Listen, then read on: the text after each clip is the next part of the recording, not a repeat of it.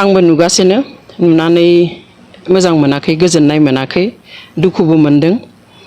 नाथाय बे बेलायावहाय आङो बाथ्रा बुंगोन होननानै सानदोंमोन मोनसे समाव रायजोफ्रा बुजिलांगोन ओमफ्राय जोबगोन बे आयदाया होननानै खिन्थु नुबाय दा बांद्राय जाबोबाय आरो दिनै नोंथांमोना आं न'आव फैनायखौ मिथिनानै सोंफैनायलाय आंबो बे खाबुखौ लानानै फंनैसो बुंनो सानबाय जों गिबियावनो बेखौ मिन्थिनो नांगोन जे बे सेन्सासआ जोंनि भारत हादराव जानो गोनां जा सेन्सास बे सेन्सासआ धोरोमनि सायाव जाया आं सानो जे दा जिखिनि बाथ्रा दान्थेलायनाय बायदिसिना बाथ्राफोर ओंखारनाय गावजों गाव सोंखारिलायनाय धोरोमखौ लानानै सेन्सासनि बाथ्रा बुंलायनाय बेफोरो सेन्सासनि सोमोन्दै कनसेप्टआ बारा क्लियार जायफोरहा नङा बिथांमोना बेखौ खालामदों होननानै आं सानो खारन जों दिनै सेन्सास होननानै बुङोब्ला जे सेन्सासआ जोंनि बेयावहाय बियो गिबि खेबनि थाखाय जायाखै भारत हादराव दिनै सेन्सासआ 18 बार जालांबाय ब्रिटिशनि समावहाय गासै 8 खेब सेन्सास जादों आरो भारतआ उदांस्रि मोनखांनायनि उनाव अलरेडि 7 बार एबा 7 खेब जालांखांबाय बेयो जाबाय 8 खेबनि थाखाय जानो गोनां सेन्सास आरो बे सेन्सासआ 10 बोसोरनि मुरे जायो बेबादिहाय जोंनि भारत हादरा उदांस्रि मोनखांनायनि उनाव 1951 अर्थात 1951 बेनि उनाव 1961, 71, 1981, 1991, 2001 आरो 2011 आव सेन्सासआ जालांखांबाय सुबुं अनजिमा साननाया जालांखांबाय बेनि उनाव जानांगौमोन 2021 मायथाइ एबा 2021 आव किन्तु बयबो मिन्थिगौ जे हादर नाङैनो बा बुहुम नाङैनो जितु कभिड जाबाय बे पेन्डेमिकनि थाखाय सेन्सासखौ दोनथ'नो गोनां जाबाय आरो बिनिखाय दिनै फ्राय 16 बोसोरनि उनाव बे खामानिखौ सेन्सासनि प्रिलिमिनारि खामानिखौ दा स्टार्ट खालामनाय जादों दा बेयावहाय धोरोमा बोरै फैखो जोंबो सोमोनांदों खारन बे गोदो जेसेबां 7 खेब सेन्सास जालांबाय भारत उदांस्रि मोननायनि उनाव बेयावथ' धोरोमनि बाथ्राया फैयाखसै बे गोलाव समाव जोङो मा लिरनाय जों माबोरै बर' हिसाबै थांनानै थाबोखो बेफोर खोथाखौ जुदि जोङो एसे साननानै नायो दिनैनि बे थासारिया फैनाय नङामोन आरो बेबायदि थासारि फैनाया जोंनि थाखाय मोजां नङा जोंनि थाखाय बियो हारिनि थाखाय गोबां खहा लाबोदों दिनै बे गोलाव समाव फ्राय 60-70 बोसोराव बर'फ्रा सेन्सासनि समाव दिनै जायफ्रा बाथौ सिबियारिमोन बिथांमोना बाथौ लिरनो मोनासै हिन्दु लिरनांबाय एबा हिन्दुइज्मखौ लिरनांबाय आरो ख्रिस्टियानफ्रा ख्रिस्टियानिटि लिरबाय थेवब्लाबोथ' बर'आ जोबनानैबो थाङासै बा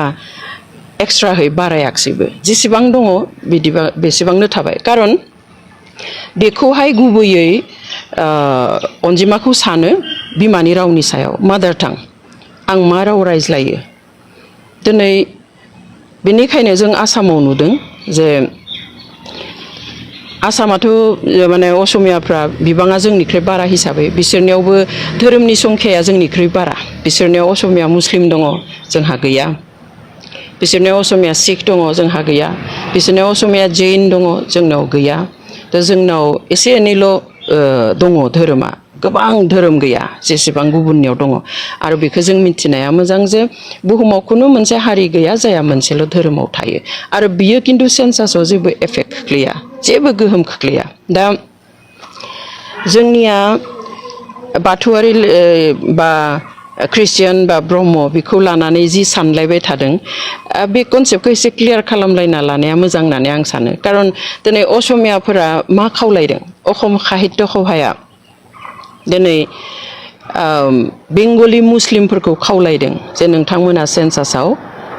बिमानि रावखौ असमिया लिर मातृभाषा असमिया लिर होननानै दिनै आदिबासिखौ खावलायदों बिदिहाय सिखफोरखौ खावलायदों जे असमिया लिर जाहाथे असमियाफोरनि अनजिमाया बाङो खिन्थु बिसोर बुङाखै जे नोंसोरो मुस्लिमफ्रा गावनि धोरोमखौ लिरनो नाङा होननानै माथ्र रावखौसो बिमानि रावखौसो असमिया लिर एबा मातृभाषा कलमावहाय असमिया लिर होननानै बुंदों दा जोंनियाबो बेखौसो खावलायनांगौ जोंनि दिनै थुनलाइ आफाद होन जाय होन जों बेफोरखौसो खावलायनांगौ जोंनि गोबांफ्रा दिनै टाउन सोहोराव बहाबा दिल्लीयाव थायोब्ला मुम्बाइआव थायोब्ला फिसाफ्रा दिनै हिन्दी रायलायो सोरबा गुवाहाटीयाव तेजपुराव थायोब्ला असमिया रायलायो बिसोर जाहाथे बर' राव रोङाब्लाबो सेन्सासनि समाव जाहाथे बिमानि रावाव बर' रावखौ लिरो जों बेखौसो खावलायनो नांगौ दिनै सनितपुराव थानाय गोबां खना खनलानि सुबुंफोरा बर' रोङा दिनै आपार आसामथिं थानाय गोबां डिस्ट्रिक्टआव जोंनि बर'फ्रा गोसारनानै दं गोबाङा दिनै बर' राव रायलायनो रोङा खिन्थु बर'थार बिथांमोनखौसो जोङो खावलायनो नांगौ जे रोङाब्लाबो रायज्लायाबाबो जाहाथे बिमानि राव कलमाव बयबो बर' रावखौ लिरो बेजोंसो जोंनि संख्या एबा अनजिमाया बारायगोन धोरोमजों बाराया बेवहाय आं बयखौबो खावलायनो लुबैयो जाहाथे बे गोरोन्थि साननाया जोंनियाव थाया दिनै बेबादि जानायमोनब्ला जों खाथिनि जोंनि नसुंसेनि रायजोफोरनि खोथाखौनो बुंनो हायो दिनै खासिया जयन्तिया गार'फ्रा ख्रिस्टान धोरोम लिरो सेन्सासाव दिनै मिज'फ्रा ख्रिस्टान धोरोम लिरो दिनै नागाफ्रा ख्रिस्टान धोरोम लिरो थेवब्लाबो बिथांमोननि हारियाथ' गोमानानै थाङाखै बिथांमोननि अनजिमाया खमायनानै थाङाखै नाथाय बुंनो थाङोब्ला बिथांमोना बेबायदियैनो आलादा रायजोसो मोनलायलांबाय खिन्थु जोंहा दिनै गावनि गेजेरावनो जोङो जि इसुआव जि आयदायाव जोङो नांनांगौ नंथारामोन बा बाथ्रा दान्थेलायनांगौ नंथारामोन गावजों गाव गोरोन्थि सानलायनांगौ नंथारामोन बे बोरै फैखो बहानिफ्राय फैखो सोर सोनानै होखो जोंबो बेखौ सोमोनांदों बेवहाय जोङो बेखिनियावनो बेखौ फोजोबनाया मोजां होननानै आं सानो नङाब्ला जोंनि गेजेराव गाज्रि मोनसे थासारि लाना फैगोन जेखौ जों लुबैया जोङो जोनोमनिफ्रायनो हारिनि बागै जों सानबोदों बयबो सानदों आंल' नङा नोंथांल' नङा गासैबो बर'आनो बेवहाय धोरोमनि खोथा रावबो सानबोआखै बेबादिनो उननि समफ्रावबो जाहाथे जोङो गासैबो बेबादिनो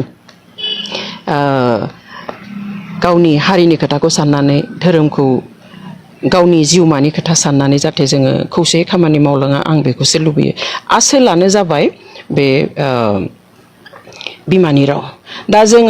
जोंहा दायो सेल्फ एनुमारेसन जाबाय थादों बेयावथ' जोङो बेयाव धोरोमनि खोलोम गैया आरो 17 एबा 17 आगस्टनिफ्राय हाउस हल्ड एनुमारेसन जागोन बेयावबो धोरोमनि खोलोम गैया आरो आनखि कमिउनिटिनि खोलोमबो गैया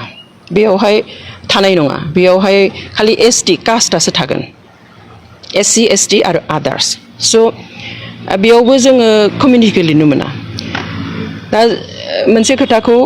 हयथ' गोबाङा मिन्थिगोन जायफ्रा एसे स्टाडि खालामो जे भारत सोरखारा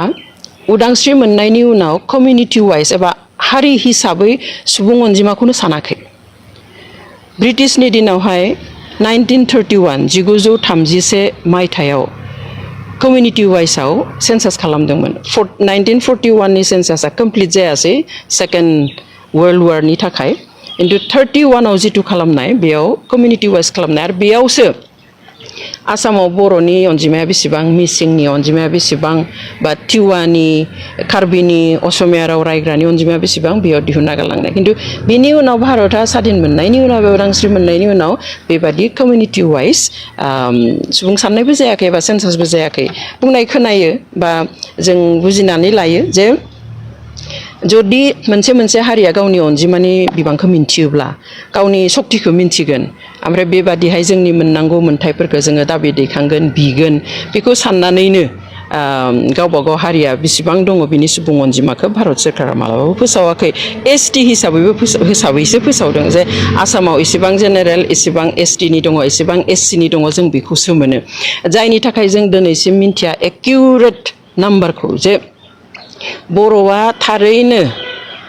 बेसेबां अनजिमानि दंमारो जों बेखौ दिनैसिम बुंनो हाया गोबां जोंनि ससियेल अर्गानाइजेसनफ्रा 35 लाख दङ होनो सोरबाया 25 लाख होनो सोरखारा बुङो 11 लाख दङ 15 लाख दङ होननानै बै 1931नि जिथु ब्रिटिशनि सुबुं सानखो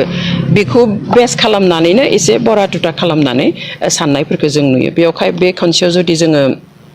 खाबु मोनोब्ला जों खोनादों जे गिबि खेबनि थाखाय बे खनसेयाव कमिउनिटि वाइजआव सेन्सास जागोन बे बिराद मोजां खोथा बेवहाय जोङो बिमानि रावखौ गासिबो बर' लिरोबानो जेसेबां बर' लिरगोन आरो बेसेबांनो जोंनि बर' हारिनि अनजिमाया नुजागोन बेयाव धोरोमनि थाखाय नुजानाय नङा खिन्थु आंबो गोजोननाय मोनदों एसेबां बोसोर दिनै बर'आ गावनि धोरोम थासेयावबो बेखौहाय लिरनो मोनामोन रिकगनाइसन मोनाखैमोन दा जुदि रिकगनाइसन मोनमारोब्ला जुदि हिन्दु लिरनो खारग'योब्ला बेनिख्रुइ साबसिन बाथ्रा थानो हानाय नङा बेवहाय आं बरायोसो बेखौ जे जुदि बाथौ लिरनो मोनोब्ला बाथौ लिरनांगौ बाथौ सिबियारिफ्रा आरो जाया गुबुना जेखौ फुजियो बेखौनो लिरनांगौ आरो बियो जोंनि बे सेन्सासाव जेबो हेम्पार खोख्लैया जेबो खहा खालामा नाथाय जोंहा जि दा दावराव दावसि जागासिनो दङ बेसो खहा खालामगोन जोंनि खौसेथिनि खहा खालामगोन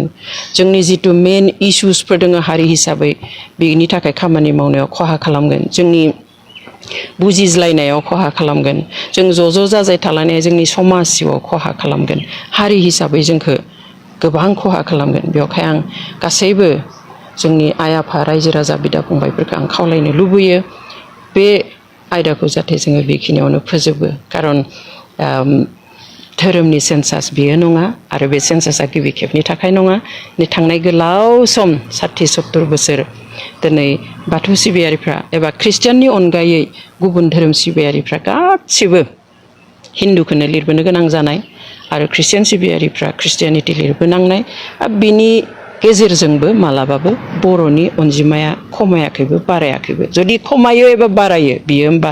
जोंनि बे बिमानि राव जुदि जों लिरा गुबुननि रावखौ जुदि जोङो बिमानि राव होननानै लिरो असमियाखौ जुदि जोङो दिनै मातृभाषा होननानै लिरफ्लाङो अब्लासो जोंनि अनजिमाया खमायगोन बेवहाय बर' रोंब्लाबो रोङाब्लाबो न'आव रायज्लायाब्लाबो जाहाथे फिसा फिसौखौबो जों लिरहोयो सोरबा जुदि गुबुन हारिनि बिहामजो लाबोनाय दङ बिसोरो बर' रोङा अब्लाबो जाहाथे बिमानि रावाव बर'खौ लिरो बेखौसो जोङो खावलायनो नांगौ बेवहाय आं आसा खालामगोन जोंनि गेजेराव बे जि एसे बाथ्रा दान्थेलायनाय जागासिनो दङ बेयो जाहाथे थाबैनो जोबो आरो जों जाहाथे आरो खौसेयै जोंनि हारिनि इसुफोरखौ लानानै जाहाथे जों आवगायलांनो हायो बेनि थाखाय आं बयखौबो गुरैयै खावलायबाय